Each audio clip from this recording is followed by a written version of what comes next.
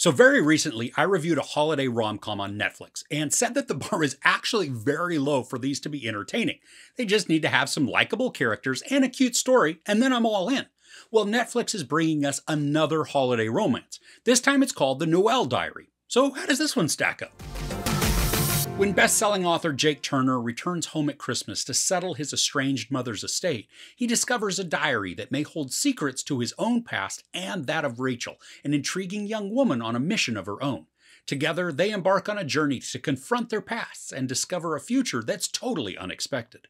So this stars Justin Hartley and Barrett Doss in the lead roles of Jake and Rachel respectively. And we also get performances from Bonnie Bedelia and James Remar. Now I know that I said the bar is extremely low for a holiday romance movie to be decent, but good lord, I'm not sure I can make the bar low enough for this movie. This was a very disappointing mess of a film.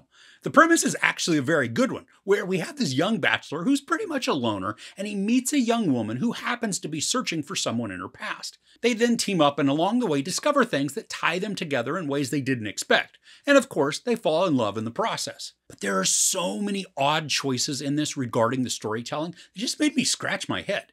There's a point where Jake and Rachel are having a very emotional conversation, and just as Jake begins to open up and tell Rachel about his thoughts, the musical score ramps up and it drowns out the dialogue. So we just watched the two pantomime their scene with this orchestral music pounding everything out.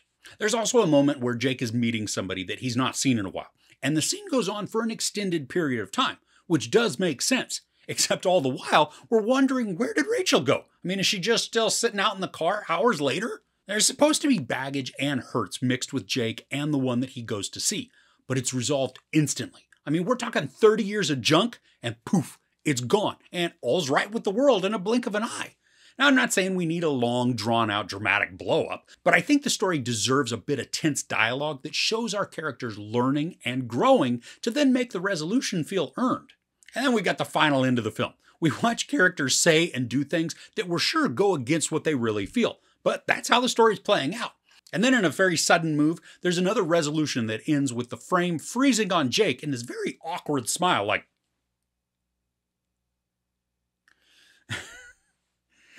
Now, I know I'm complaining a lot about this, and there is a bunch wrong with the movie, but there are some positives too.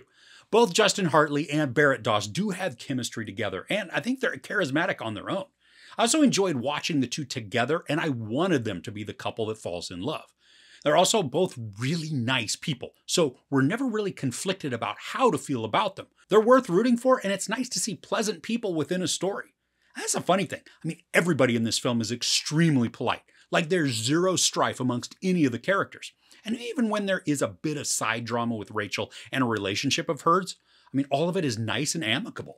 Now, the visuals in this are sufficient for what the movie is, but don't expect something sweepingly cinematic. This has more of the aesthetic of a Hallmark movie, which is kind of what it is, so there's nothing really disappointing there. Now, the movie's an hour and 39 minutes, and it does go by fairly quickly. There's once or twice where the story begins to drag a bit, but then it continues on and the momentum is regained. Now, the only time I was really bored with this was because of how cringy a lot of the execution was. But that also kept me engaged because I kept waiting for more scenes that would make me roll my eyes or exclaim loudly at the TV. There's some moments in this that are meant to be comedic, but really, the comedy never landed for me. I mean, some parts were cutesy in the line delivery, but I never laughed or even chortled. I mean, at least when I was meant to. I certainly did laugh at moments, but those were because I was making fun of the film. So even though the bar is set low for me with holiday romances, this one missed the mark when it came to just about everything other than likable characters. It's fine if you need something casual to watch or you're looking for something that's pretty positive, but if you want something memorable or highly engaging, this isn't the holiday romance to put on.